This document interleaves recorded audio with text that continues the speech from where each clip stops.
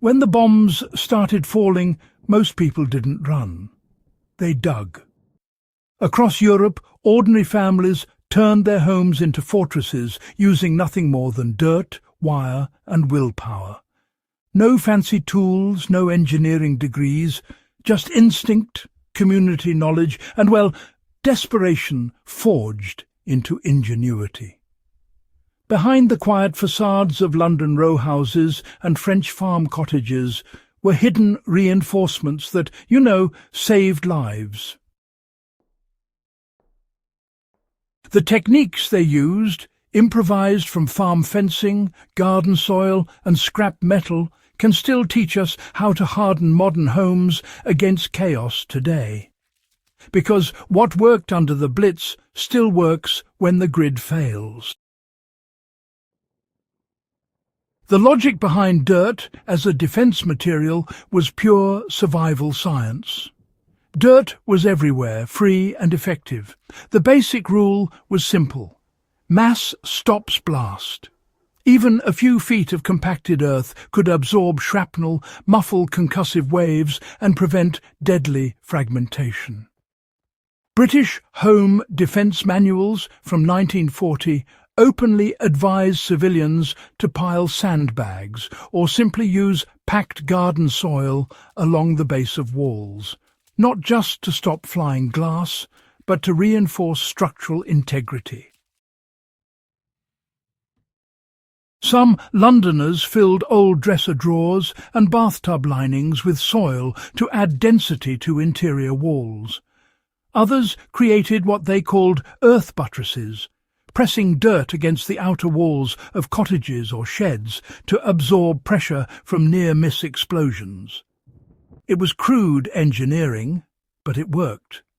Tests after the war showed that even a modest dirt barrier could cut lethal blast force by more than half. For today's survivalist, that principle still holds. Weight and compaction equal protection. If you ever had to reinforce a wall against flying debris or blunt impact, layers of dense material, dirt, clay or sand, remain one of the simplest and most effective ways to add defence.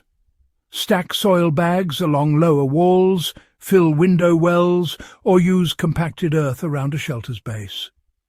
What wartime civilians discovered out of desperation is the same principle modern engineers still rely on. Mass absorbs energy better than machinery. Wire, too, was more than fencing. It was structure, restraint and reinforcement all in one. Farmers had it, tradesmen had it, and soldiers salvaged miles of it from abandoned sites. Civilians repurposed it ingeniously. They wove chicken wire or barbed strands into timber frames, then packed the gaps with dirt or rubble, creating a primitive kind of reinforced wall, light enough to build quickly, but tough enough to resist collapse. In cities like Warsaw and Rotterdam, women used wire from broken bed frames and garden fences to lash together shattered masonry, turning unstable ruins into semi-defensible shelters.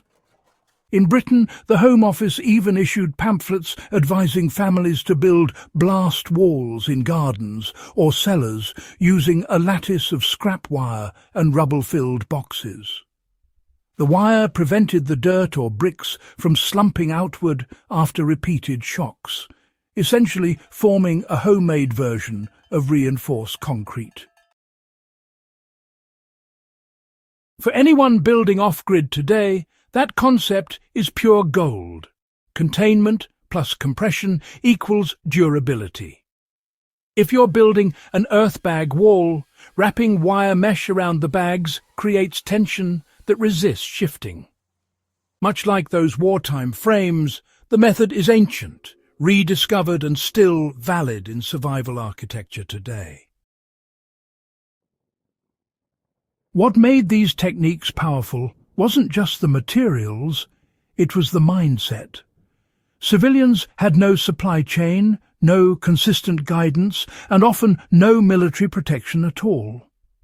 In places like Malta and the Channel Islands, residents learned by trial and error which reinforcements held under fire. Some overbuilt, others underbuilt, but gradually practical wisdom spread through word of mouth. Earth to the wall, wire to the frame became a kind of rule of thumb. Take the British Anderson shelters, small corrugated steel huts half buried in gardens. Many families went further, surrounding them with another 2 or 3 feet of dirt and wiring old mattress frames around the outside to hold it all in place. When a blast wave hit, the combination of mass and flexibility dissipated the energy instead of transferring it to the people inside. That balance between rigidity and absorption remains the secret of strong shelter design. Too rigid and a structure cracks. Too soft and it collapses. The sweet spot, as World War II civilians learned, comes from layering flexible materials like wire, mesh or timber with dense fillers like earth, gravel or rubble. It's the physics of resilience, born from necessity and well proven by survival. From garden walls to inner sanctuaries, small steps saved entire families. Not every household could afford or build a full air raid shelter, so they adapted room by room. Many used interior corners as reinforced refuges, lining them with dirt-filled sacks, wired shelving, or wardrobes stuffed with books and soil. It wasn't elegant, it was survival. Families in London's East End reported entire staircases reinforced with sandbags tied together with wire rope, creating a small contained life cell inside the house. Today, that same logic applies when creating hardened safe zones. Whether it's a storm shelter, a ballistic barrier, or a reinforced root cellar, the principle is timeless. Reinforce from the inside out, layer by layer, until fragility becomes strength. The ingenuity of the desperate still teaches us how to survive the unpredictable.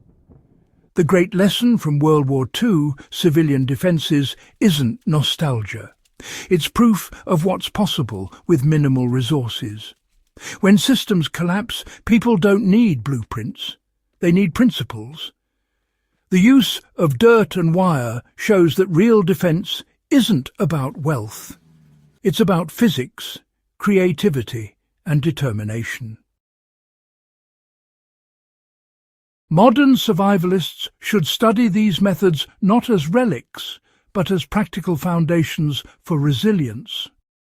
Whether you're fortifying a homestead, designing a shelter, or just curious about how ordinary people endured extraordinary times, the blueprint is already written in their survival stories. They built with grit, dirt, and wire, and proved that true strength begins with resourcefulness. If this kind of history hits home, the kind that teaches real survival from those who lived it, make sure you subscribe to The Untold Battles. Every week we uncover forgotten wartime techniques that still work when everything else fails. Share this with a fellow history buff or prepper who'd appreciate what our grandparents built with nothing but courage and mud. Because the past didn't just survive, it showed us how to.